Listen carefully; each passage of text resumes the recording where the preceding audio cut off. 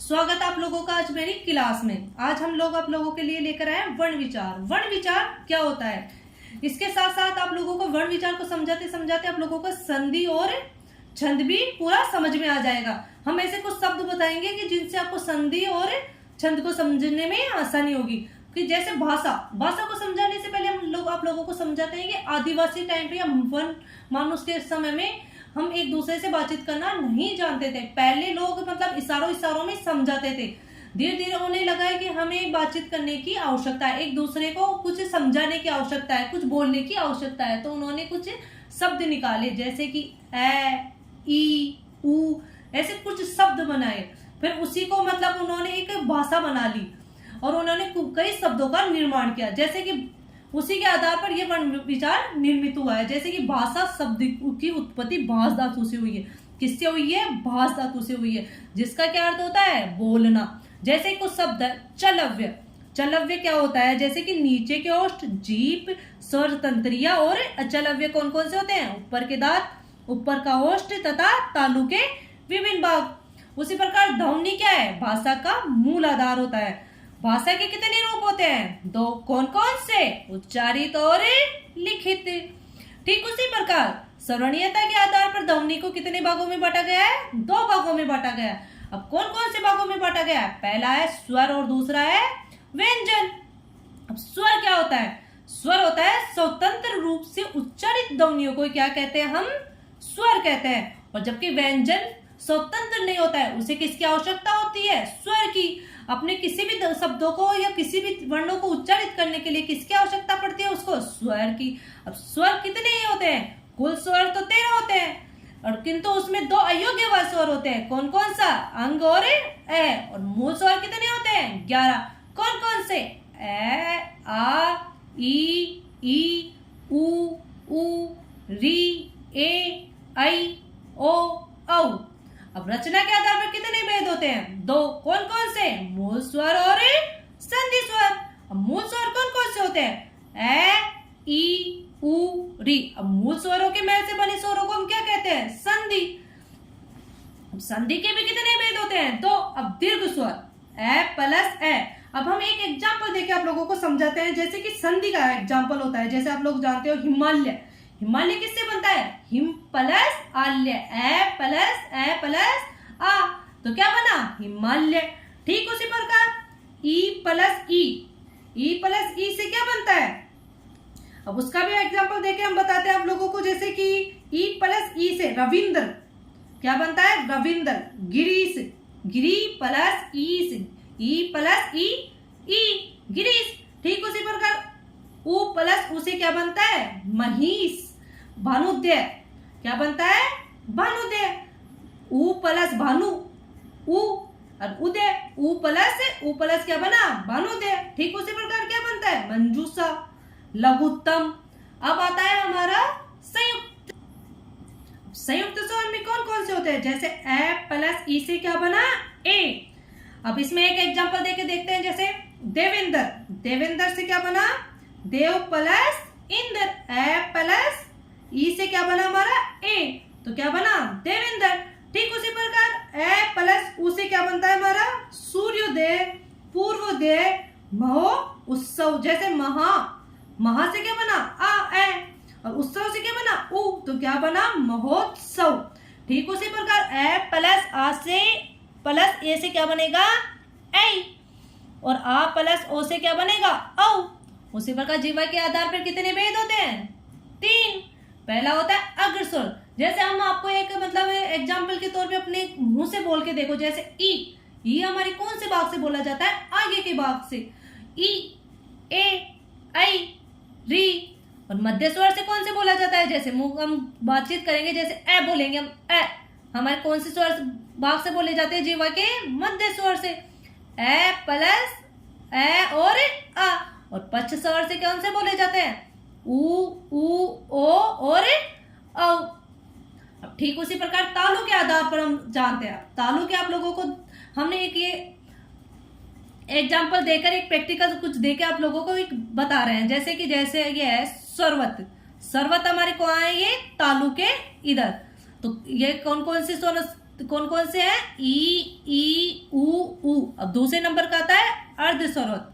अब अर्धस्वरोत से कौन कौन सा बोला जाता है? ए और औ, ये आते हैं इधर तालुके से। अब तीसरे नंबर का है अर्ध विवृत। अब अर्ध विवृत जैसे ए यानी आधा मुंह भाग खुला हुआ, जिसमें जैसे ए, ओ, ए, आ, और होता है विवृत आ। सर्वत वो होती है कि जब जीभ तालुके, जो जीभ है हमारी, जो तालु के निकट पहुंचकर भाग को अवरुद्ध कर देती है, वो एक सर्वत होती है। जैसे कि आप जानते हैं ई, जब हमारे आगे का भाग रहता है जो बंद हो जाता है, जैसे ई ऊ ऊ। जबकि अर्ध सर्वत होता है कि जो आधे भाग को बंद किया जाता है, जैसे कि ए, जैसे हम मुंह खोलते हैं तो ए, ओ। और अर्ध विवृत वो होता है कि जो मतलब आधा मुंह खुला हुआ रहता है, जैसे कि ए, ओ, ए, आ। ठीक उसी प्रकार विवृत होता है, जैसे पूरा मुंह भाग खुला हुआ रहता है हमारा, जैसे आ, हम जैसे बोलते हैं आ, कैसे निकलता है हमारे मुंह से? पूरा भाग है, पूरा मुंह का भाग है, खुल जाता है। अब आते हैं मात्रा के आधार पर। मात्रा के आधार पर कितने भेद होते हैं? 2। कौन कौन से? लघु और गुरु। इसमें आप लोगों को हम लघु और गुरु को समझाते समझाते हम कुछ छंद के भी कुछ चीजें बताएंगे, जिससे आप लोगों को छंद समझने में आ जाएगा। जैसे कि लघु, लघु के कितने वो होते हैं? स्वर। हिंदी के 4 स्वर ही लघु माने जाते हैं, जो कि स्वरों के उच्चारण में कम समय लेते हैं। जब हम स्वरों का उच्चारण करते हैं उसमें लघु के स्वर कम समय लेते हैं, जबकि दीर्घ स्वर में स्वरों के उच्चारण में अधिक समय लगता है। जैसा कि एक मात्रा, जिसमें एक मात्रा आएगी और जिसमें 2 मात्रा आएगी, तो कौन सा निशान आएगा? ये। जैसे कि गामा है, हम एग्जांपल देखते हैं कि गामा ये किससे बनता है? जैसे ग, आ, मैं और आ। जैसे आ की मात्रा आती है जिसमें, उसमें कौन सा निशान आ रहा है? ये वाला। और इसमें कौन सा आ रहा है की मात्रा में? ये वाला। जैसे दीर्घ स्वर है, अब उदाहरण के तौर पे संयम, रामा आपने देख लिया, जो जैसे कि नानक। अभी आप ले लो कि नानक, नानक में भी वही आएगा, जैसे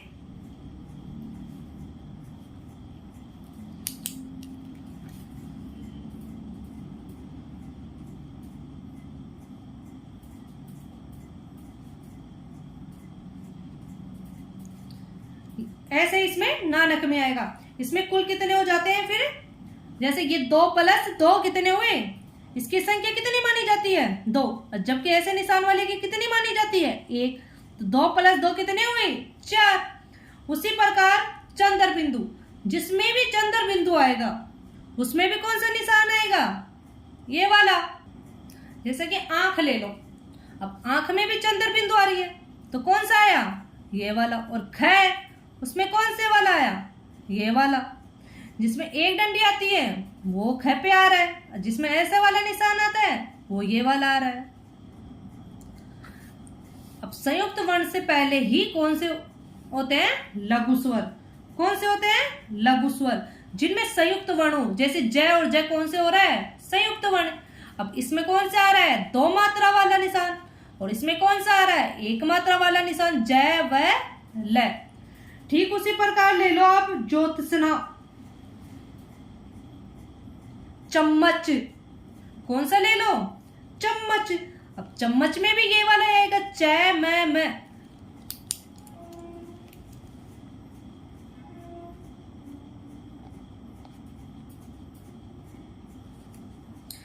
मैं आ रहा है, इससे पहले कौन से है? ये संयुक्त वर्ण है, तो इससे पहले कौन सा आएगा?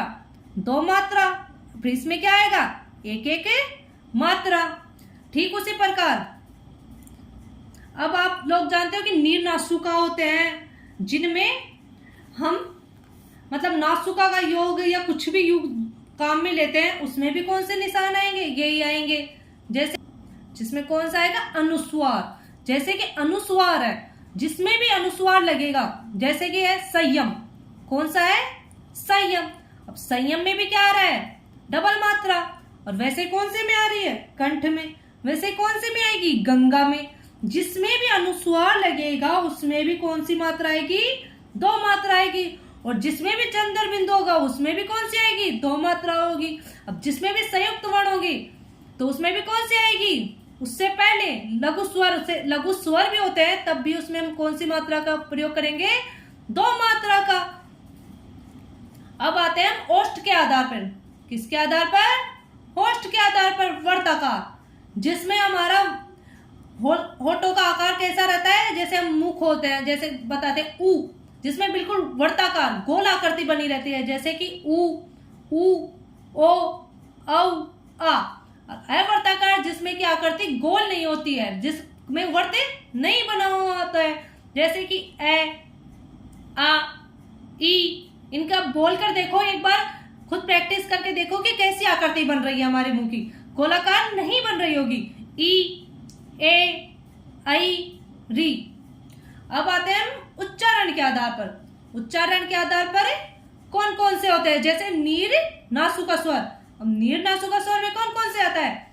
ए और आ और ई। और अनुनासिक स्वर में कौन कौन सा आता है? चांद। जैसे उदाहरण लेकर देख लो, च प्लस आ प्लस द, क्या बना? चांद। ठीक उसी प्रकार चंदन का आता है। चंदन कौन से में आता है? अनुस्वार में। नीर नासुका वो होती है कि जिसमें हम अपनी वायु, जैसे हम अपनी वायु को रहता है जब मतलब नाक की वायु बिल्कुल बंद कर दे और पूरा बात किससे निकालते हैं? मुंह से।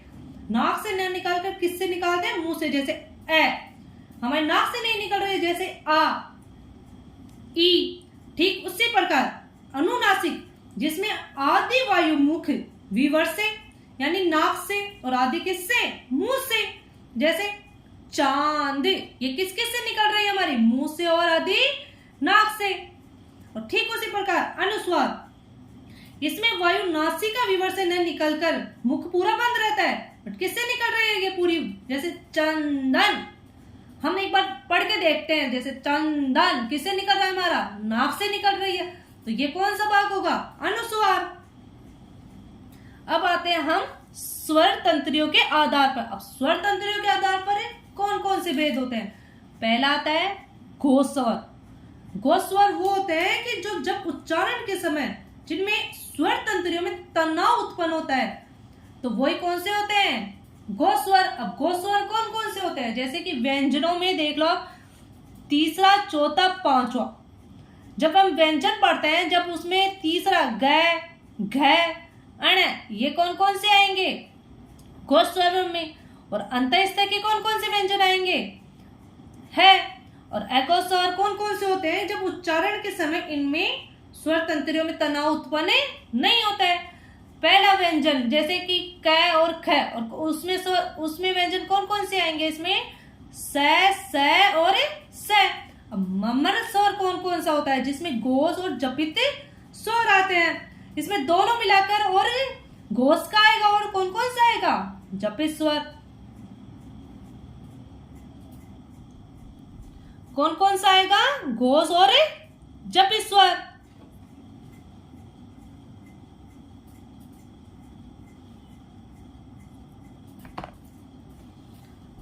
ये कौन कौन सा है? मम्मर स्वर। अब आता है व्यंजन। व्यंजन किसे कहते हैं? जैसे कि जिनके उच्चारण के लिए स्वरों की सहायता ली जाती है। जैसे कि हमने आप लोगों को समझाया था कि पहले ही कि जिनमें हम स्वरों की सहायता लेते हैं, जैसे कि उदाहरण के तौर पे ले लो, जैसे नमक। न कौन सा है? व्यंजन। और हमें किसकी जरूरत पड़ रही है इसमें? स्वर ए की। ठीक उसी प्रकार मैं क्या है? व्यंजन। अब हमें किसकी जरूरत पड़ रही है? ए क्या है? स्वर। ठीक उसी प्रकार का क्या है? व्यंजन। अब हमें किसकी जरूरत पड़ रही है? ए की। ए क्या है? स्वर। अब इसको पूरा मिलाकर शब्द कौन सा बन रहा है? अब हम ऐसे तो लिख नहीं सकते, न, मैं, ए, क, ए, ऐसे तो लिख नहीं सकते। अब हमें पूरा शब्द बनाने के लिए किसकी जरूरत पड़ रही है? स्वरों की। तो क्या कौन सा शब्द बना? नमक। ठीक उसी प्रकार अब हम लेते हैं कंगन। कंगन से क्या बनता है? जैसे क प्लस ए प्लस ग प्लस ए प्लस न और प्लस ए। अब हमें इसमें भी स्वरों की सहायता पड़ रही है, तो इससे भी क्या बना? कंगन। ठीक उसी प्रकार व्यंजन कितने होते हैं? व्यंजन कितने होते हैं? व्यंजन 33 होते हैं। मूलतः कुल कितने होते हैं? 44 वर्ण होते हैं। 44 वर्ण होते हैं, जबकि व्यंजन कितने होते हैं? 33। और कुल व्यंजन भी कितने होते हैं? हैं? 42। अब इनमें कौन कौन से व्यंजन, कौन कौन से क्या क्या है, अब हम आप लोगों को इसके बारे में समझाते हैं। जैसे कि स्पर्श व्यंजन। अब स्पर्श व्यंजन कौन से हैं? ये वाले। अब इनकी संख्या कितनी है? 25। अब इसमें स्पर्श व्यंजन में जैसे देख लो क वर्ग। अब क वर्ग में कौन कौन सा आता है? क, ख, ग, घ और अण। और च वर्ग में कौन कौन सा आता है? च, छ, ज, झ और अइयो खाड़ी। ट वर्ग में कौन कौन सा आता है? ट, ठ, ड, ढ, अण। वैसे त वर्ग में आएंगे, वैसे ही प वर्ग में आएंगे। जैसे कि अब क वाली वर्ग देख लो। क वर्ग जब हम बोलते हैं तो किससे बोलते हैं? ये पूरा कंठ से, हमारे गले के कंठ जो होता है उससे हमें ये बोला जाता है। जैसे कि क हमारे पूरे मुंह के कंठ के भाग से ये बोला जाता है। ठीक उसी प्रकार तालु, जैसे क, ख, ग, घ और अंग कौन सा होता है? अंग भाग। तो ये भी कैसे बोला जाता है? जैसे अंग, कंठ से बोला जाता है। उसी प्रकार च हमारे तालु से बोली जाती है। जो हमारे मुंह का तालुआ होता है उससे ये कौन सी भाग बोली जाती है? च वर्ग। और ये बोला जाता है ट। ये एक मूर्धन है, मुंह से बोले जाने वाली भाग होती है। और त वाली लाइन किससे बोली जाती है? दंत से, दांतों से। और ओष्ठ वाली लाइन किससे बोली जाती है? प से। अब हम आते हैं जैसे कि कंठ से कौन कौन से शब्द स्वर भी बोले जाते हैं, कौन कौन से व्यंजन बोले जाते हैं। जैसे कि कंठ से बोले जाता है ए, आ और क वर्ग। और तालु से कौन कौन सा भाग बोला जाता है? ई और च वर्ग और य और स। मूर्धन्य से कौन सा भाग बोला जाता है? जैसे कि री, ट वर्ग और र और स। और दंत से त वर्ग और ल और स। होष्ठ से उ प वर्ग। ठीक उसी प्रकार नासिका से कौन कौन से शब्द बोले जाते हैं? जैसे अंग, अह, अयो खली, अण, न, मैं किससे बोले जाते हैं? नासिका से। और ए और ऐ किससे बोले जाते हैं? कंठ और तालु से। और औ किससे बोले जाते हैं? कंठ और होष्ठ से। व और फ किससे बोले जाते हैं? दंत और होष्ठ से। और है किससे बोले जाते हैं? जो है एक स्वर यंत्र होता है। 4 संयुक्त व्यंजन होते हैं। कितने होते हैं संयुक्त व्यंजन? 4। अब स ये किस किस से मिलकर बना होता है? जैसे कुछ शब्द ले लो, जैसे क, स प्लस ए, स बनता है। जिसमें हम जैसे बोलते हैं क्षत्रिय। कौन सा? क्षत्रिय। तो ये 6 बनता है। अब त्र आता है। त्र किस किस से मिलकर बना होता है? जैसे त, र और ऐसे। ये कौन सा बना? त्र। अब ग से ज्ञानी किससे मिलकर बनता है? ज, अयो खाली और ऐसे। स्र किससे बनता है? जैसे शरणीयता होता है, सर्मिक होता है, वो क्षत्रिय होता है। जो क प्लस स प्लस और ऐसे मिलकर बनता होता है, जैसे सर्मिक आता है। अब सर ये कौन सा शब्द होता है जो मिलकर किस किस से बनता है? जैसे स, र प्लस और ऐसे। इन चारों शब्दों से ये संयुक्त व्यंजन बनते हैं। अब वर्णों की कितनी संख्या होती है? स्वर और व्यंजन। अब संख्या कितनी होती है? 12। और व्यंजन कितने होते हैं? 42। तो कितना हुआ? 44। अब वैसे तो स्वर 11 होते हैं। कितने होते हैं? 11। और व्यंजन कितने होते हैं? 42। अब इसमें कौन कौन से आते हैं? अंतःस्थ व्यंजन और हुस्मे व्यंजन। कौन कौन से आते हैं? अंतःस्थ व्यंजन और हुस्मे व्यंजन। हिंदी में वर्णों की संख्या 44 होती है। उसमें 11 तो स्वर होते हैं और 33 व्यंजन होते हैं। तो कितनी संख्या होती है? 44। और अंतःस्थ व्यंजन कौन कौन से होते हैं? य, र, ल, व। और उसमें व्यंजन स और है। ये कौन कौन से व्यंजन होते हैं? और हमने आप लोगों को स्पर्श व्यंजन के बारे में समझा ही चुके हैं कि स्पर्श व्यंजन कौन कौन से होते हैं। स्पर्श व्यंजन 25 होते हैं। अब आते हैं अल्प प्राण में। अल्प प्राण क्या होता है? जिन व्यंजनों के उच्चारण में अल्प मात्रा में हम वायु बाहर निकालते हैं, जिसमें कम मात्रा में वायु बाहर निकालते हैं, वो कौन कौन से होते हैं? अल्प प्राण। जैसे कि व्यंजन का प्रथम और तृतीय भाग और पंचमीय भाग। जो और अंतःस्थ व्यंजन किस किस में आते हैं? ये अल्प प्राण में। और महाप्राण में कौन कौन से आता है? व्यंजनों के उच्चारण में प्राण वायु का उपयोग अधिक मात्रा में बाहर निकलती है। जैसे कि प्रत्येक वर्ग का दूसरा चौथा वर्ण उसमें व्यंजन होते हैं। और हम समझाते हैं कि मात्रा, मात्रा कौन कौन सी होती है आप लोग